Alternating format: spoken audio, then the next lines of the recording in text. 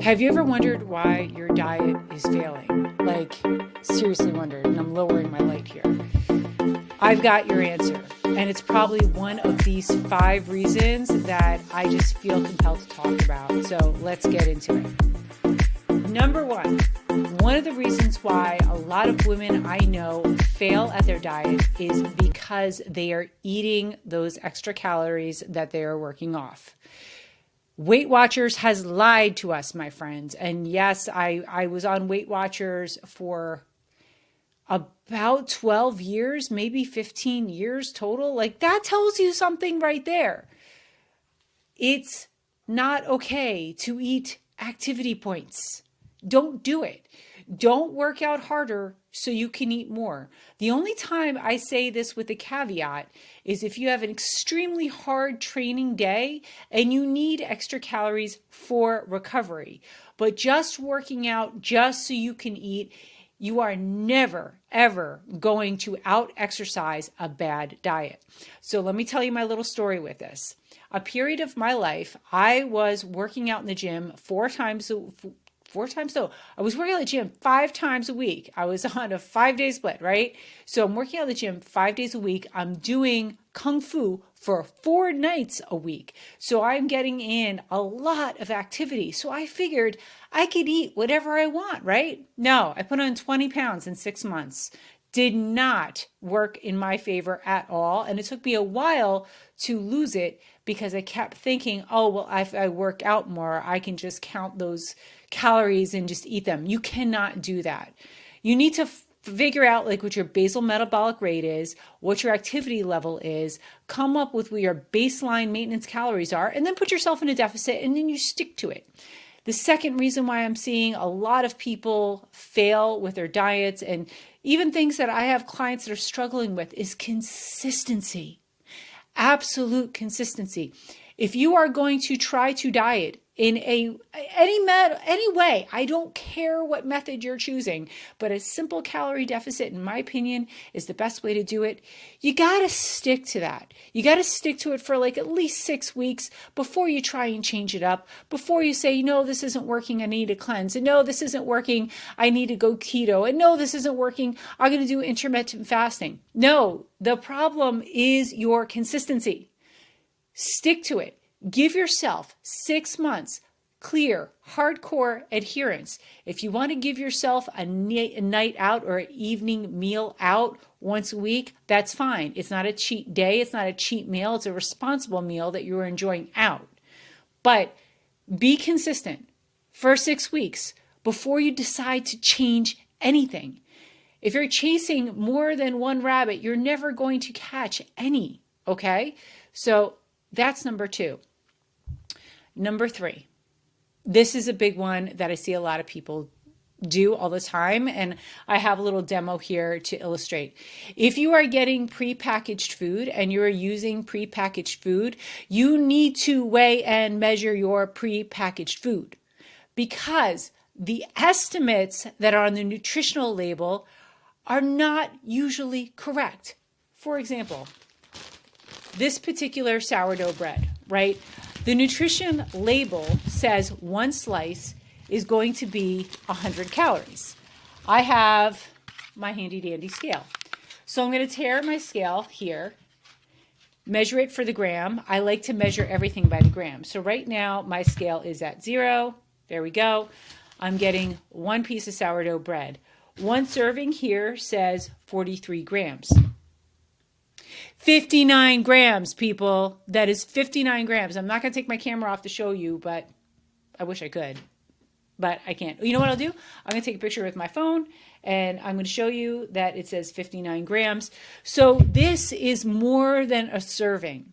But if I'm just going by the label here and counting that in my tracker, I am going to be sadly off with my calorie counts and what food I can get in there. So that is another factor that is making people fail on their diets, is they're not measuring their food in general, or if they're having prepackaged food, they're not measuring that either. I even order MegaFit meals when I know I'm going to have a busy week, and no, I'm not sponsored by them, but hey, if you want to, I'm game. I use their meals quite a bit because I can customize my macros. And I can say that I want a meal that has 3 ounces chicken, 3 ounces of sweet potatoes, and like a half a cup of green beans. Like that's one of my go-to meals when I'm really cutting or in competition season. I have reweighed that meal. Yes, it should be perfect.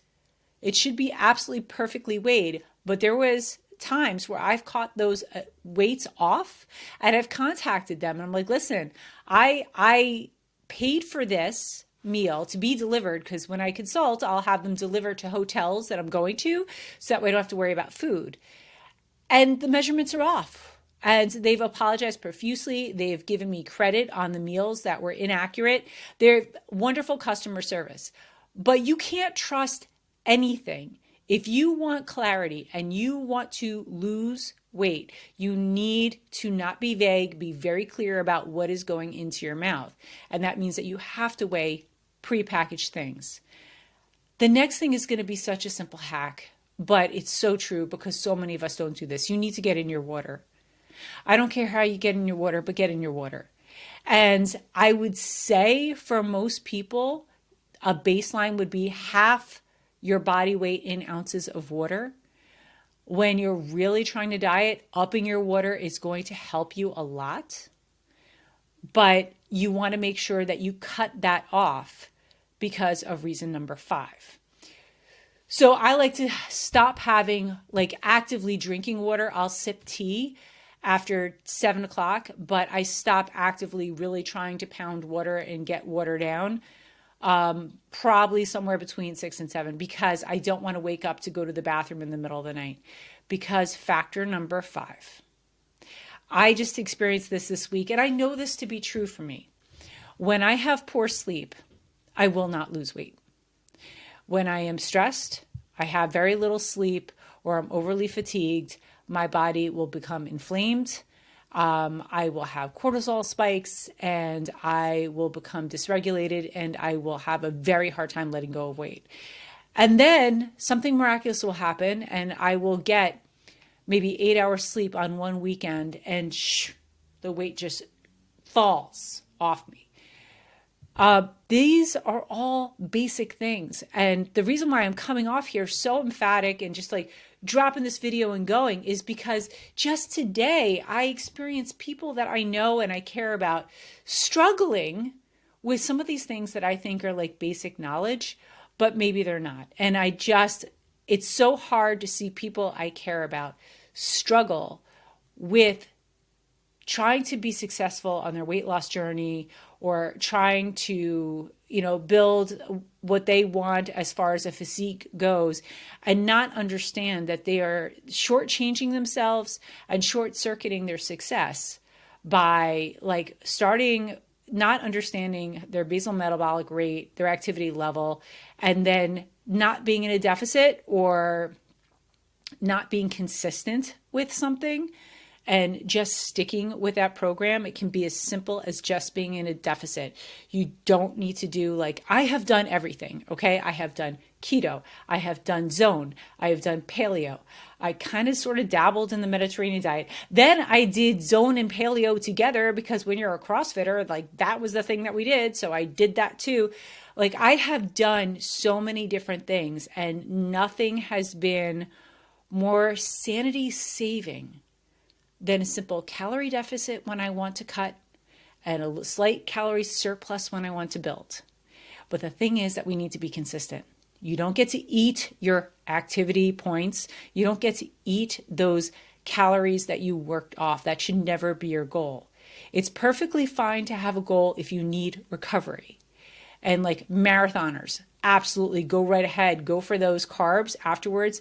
But this is not when you work out and you need a recovery meal. That is not a binge. This is a recovery meal. It's a meal that's going to be high in protein, high in carbohydrates.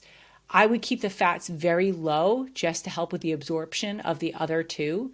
Sleep is crucial. Water is crucial. And if you are in a calorie deficit, you must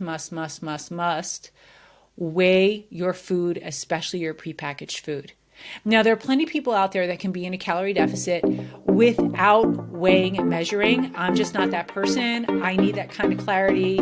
I I like numbers, and this is something that works well for me. So anyway, I hope this was helpful. This really was totally off the cuff, not scripted, and probably shows, but I hope this helps somebody out there, and I hope you have a great night. Bye.